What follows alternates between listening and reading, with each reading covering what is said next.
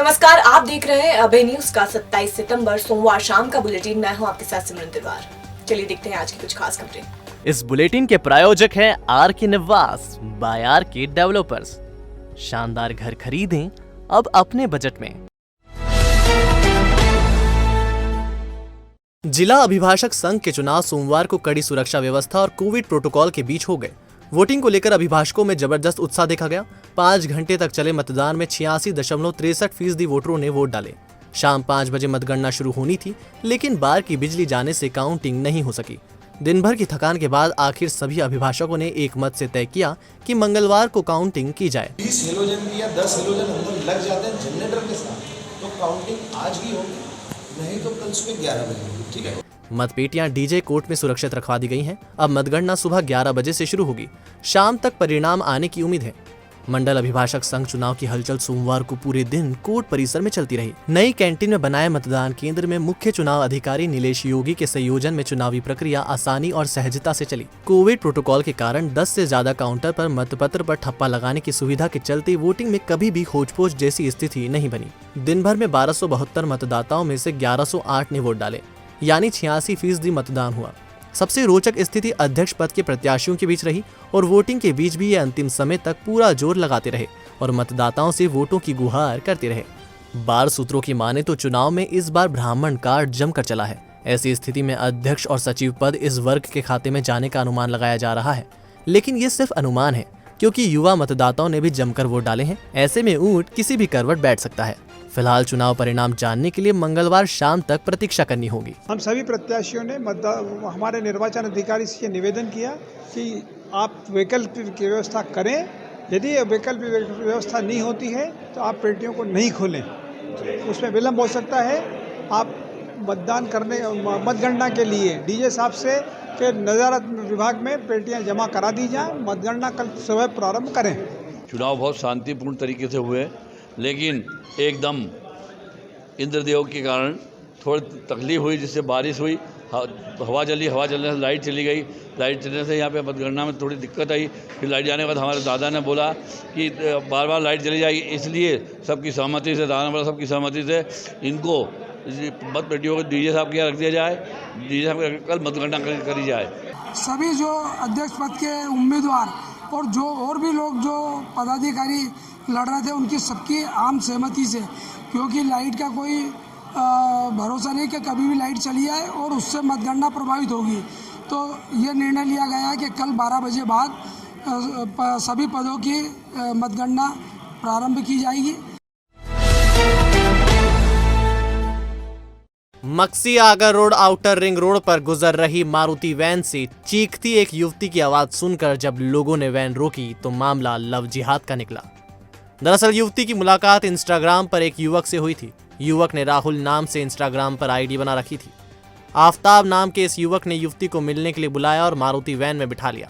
युवती को जबरन वैन में बिठाकर युवक आगर रोड की तरफ ले जा रहा था। इसी दौरान बचने के लिए उसने चीख पुकार मचाई। तब लोगों की नजर पड़ी। हिंदू जागरण मंच के अध्यक्ष नीलू चौहान और अमित शर्मा ने वैन रुकवाई और युवती को मुक्त कराया। युवती ने बताया कि इंस्टाग्राम पर उसकी युवक से दोस्ती हुई थी। युवक ने राहुल नाम से आईडी बना रखी थी, जबकि उसका वास्तविक नाम आफ्ताब है। युवक को पकड़कर पुलिस को सौंप दिया गया है। वो मेरे को पहला फुसला के पता नहीं कहाँ ले जा रहा था, मेरे को पता नहीं था। और हमको कुछ लोग वो मेरे संग शोषण करने की कोशिश कर रहा था, तो हमको कुछ लोग ने देखा तो बचा लिया। उसका नाम क्या था? राहुल। बाद में क्या नाम निकला उसका? आफ्ताब। वैन निकल रही है और उसमें एक बालिका की चिल्लाने की आवाज़ आ रही है। तो जैसे ही कार्यकर्ता को सूचना मिली तो कार्यकर्ताओं ने उस वैन का पीछा किया और उस वैन का पीछा करने पर यह पता चला कि उसमें एक बालिका है जो कि एक लड़के के साथ है। और लड़के का नाम जब पूछा गया तो राहुल बताया गया और वो बच्चे के साथ ज़बरदस्ती कर रहा था। गलत आईडी, गलत नाम से आईडी बना रखी है। आफ्ताब नाम का लड़का है, 6 आईडी उसको इंस्टा पे चल रही है। और जाने कितनी और लड़की लव जिहाद का शिकार हो रही है उस बंदे के चक्कर में। ऐसे जाने कितने ही विदर्भ में ऐसा काम कर रहे हैं। जैसा कि हमको पता चला, हम लोगों ने पता करा, लोकेशन ट्रेस करी, गाड़ी का पीछे करते करते हम लोग यहाँ पे आए। वहाँ पे जाके लड़के को पकड़ा। पानदरीबा, सिंहपुरी, गोपाल मंदिर, छतरी चौक में अपराध के लिए बदनाम 38 अपराध वाले निर्मल उर्फ बलबट चौरसिया के मकान पर सोमवार को जेसीबी और हथौड़े चल गए। महाकाल और खाराकुआ थाने के बदमाश बलवट का क्षेत्र में आतंक है। और हफ्ता वसूली करना उसकी फितरत है। राह चलतों को चाकू ब्लेड मार देना उसकी आदत में शुमार है। इसी तरह कुत्ता बावड़ी में रहने वाले विजय बरगुंडा के मकान पर भी प्रशासन की जेसीबी चल गई।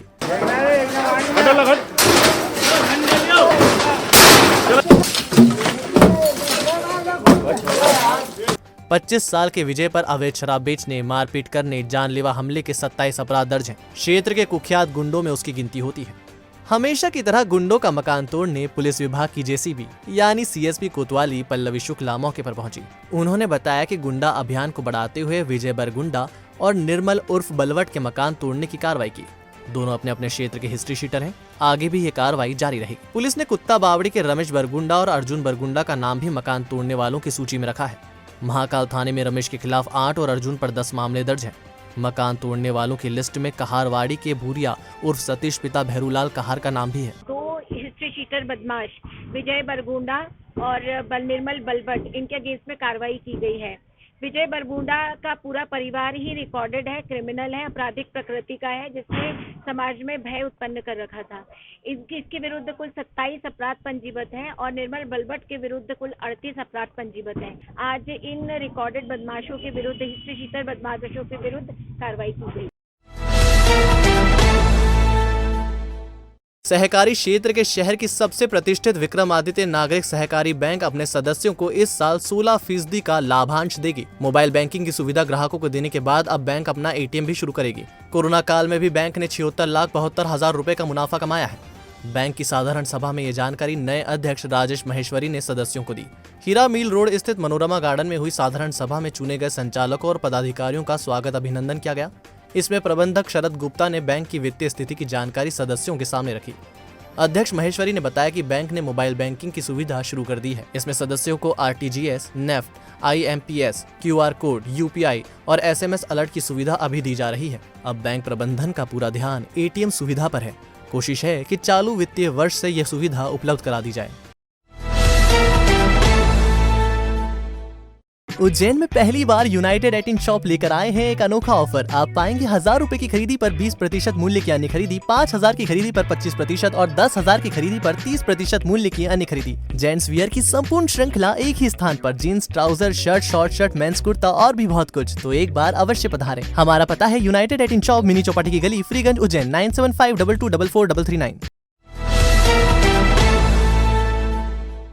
मन्नत गार्डन के आसपास मुक्त कराई गई जमीन पर अब बड़े स्तर पर पौधारोपण किया जाएगा। इंपीरियल होटल से लगे इंदौर रोड और शिप्रा किनारे होने वाले पौधारोपण से मिट्टी का कटाव रुकेगा। कलेक्टर आशीष सिंह ने सोमवार को टाइम लिमिट की बैठक में पौधारोपण के आदेश दिए। मीटिंग में मिलावटखोरी के खिलाफ निरंतर अभियान चलाने के निर्देश दिए। बैठक में PHE के EE बगैर सूचना के अनुपस्थित थे। उनका 1 दिन का वेतन काटने और शोकाज नोटिस जारी करने का आदेश दिया गया। कलेक्टर ने साफ कहा कि TL बैठक के अपेक्षित अधिकारियों को अवकाश पर रहने की स्थिति में 1 दिन पहले सूचना देनी होगी। CEO जिला पंचायत ने बताया कि ग्रामीण क्षेत्र में 4, 5 और 6 अक्टूबर को रोजगार मेले आयोजित किए जाएंगे। कलेक्टर ने कहा कि रोजगार मेले में ऐसी कंपनियों को आमंत्रित किया जाए जो ज्यादा से ज्यादा रोजगार दे सके। कलेक्टर ने कहा कि महाकाल मंदिर में नियमित दर्शन करने वाले दर्शनार्थियों का रजिस्टर मेंटेन किया जाए। हर 15 दिन में इसका रिव्यू किया जाए। चिट फंड कंपनियों के खिलाफ भी उन्होंने कार्रवाई करने का कहा। ऐसी कंपनियों की संपत्ति जब्त करने के निर्देश दिए। उज्जैन के तैराकों ने राष्ट्रीय फिन स्विमिंग चैंपियनशिप में 11 मेडल के साथ ही मध्य प्रदेश को ओवरऑल चैंपियनशिप जिता दी। तैराकी संघ अध्यक्ष राकेश तिवारी ने बताया, चौथी national fin swimming championship Faridabad Haryana में आयोजित हुई। इसमें मध्य प्रदेश टीम के कप्तान अनमोल श्रीवास्तव के प्रतिनिधित्व में ये 11 खिलाड़ियों ने भाग लिया। इसमें 6 खिलाड़ी उज्जैन के थे। अंडर 13 200 मीटर फिन स्विमिंग प्रतियोगिता में उज्जैन के तैराक शिव तिवारी ने गोल्ड मेडल जीता। शिव तिवारी ने 100 मीटर फिन स्विमिंग प्रतियोगिता में ब्रॉन्ज मेडल भी जीता। अंडर 13 में आर्यन राजपूत ने 50 मीटर प्रतियोगिता में ब्रॉन्ज मेडल जीता। महिला वर्ग के अंडर 17 में नव्या तिवारी ने 50 मीटर फिन स्विमिंग प्रतियोगिता में सिल्वर मेडल प्राप्त किया। नव्या तिवारी ने 100 मीटर फिन स्विमिंग में दूसरा सिल्वर मेडल और 200 मीटर फिन स्विमिंग में तीसरा सिल्वर मेडल प्राप्त किया। उज्जैन के तैराक ऋषित खत्री ने 100 मीटर और 200 मीटर फिन स्विमिंग में ब्रॉन्ज मेडल जीते। पुरुष सीनियर आयु वर्ग की 200 मीटर फिन स्विमिंग में हर्ष तिवारी ने सिल्वर मेडल एवं इसी आयु वर्ग में यश तिवारी ने 200 मीटर में ब्रॉन्ज मेडल जीता। मध्य प्रदेश को ओवरऑल चैंपियनशिप से नवाजा गया। मध्य प्रदेश पदक तालिका में प्रथम, राजस्थान दूसरे और दिल्ली तीसरे स्थान पर रहा। सतवास थाने के ग्राम बामनी बुजुर्ग, मोहाई जागीर और खातेगांव थाना क्षेत्र के ग्राम खल में आसमानी आफत की चपेट में आने से 5 लोगों की मौत हो गई। 3 लोग गंभीर तौर पर झुलस गए हैं। ये सभी मजदूर थे और खेत में काम कर रहे थे। इसी दौरान आकाशीय बिजली गिरी और ये उसकी चपेट में आ गए। मृतकों के शव पोस्टमार्टम के लिए अस्पताल भेजे गए हैं, जबकि गंभीर झुलसे लोगों को उपचार के लिए अस्पताल में दाखिल कराया गया है।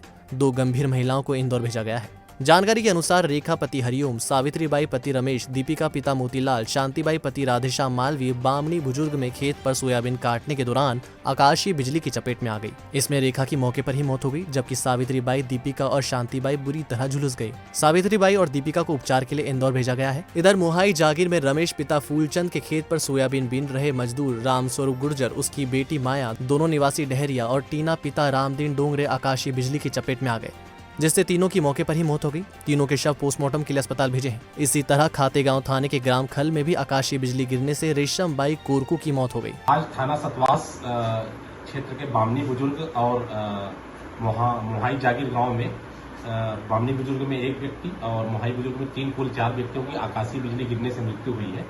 और थाना खातेगांव के ग्राम खल में एक 36 वर्ष की महिला की आकाशीय बिजली गिरने से मृत्यु हुई है। सभी में हमने मर्ग रजिस्टर्ड कर पीएम हेतु सभी शव को रवाना कर दिया है और आवश्यक कार्रवाई कर रहे हैं।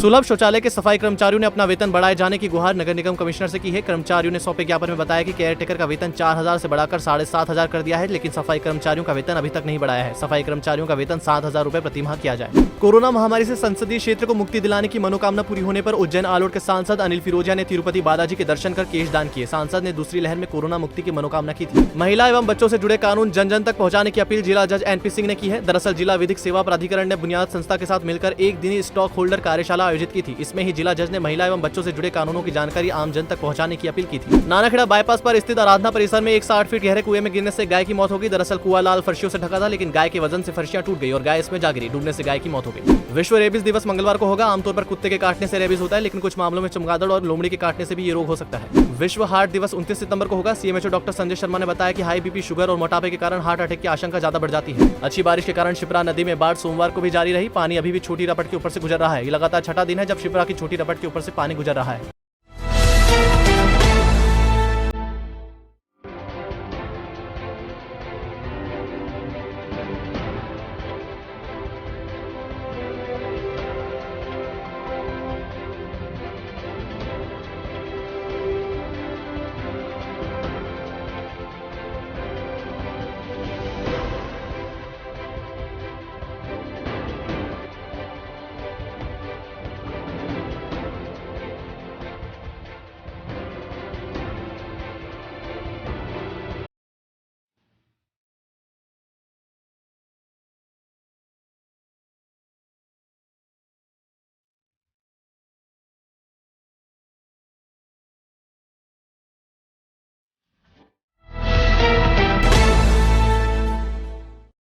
तो आपने देखी आज की कुछ ताजा खबरें। कल फिर मिलेंगे इसी समय। नमस्कार।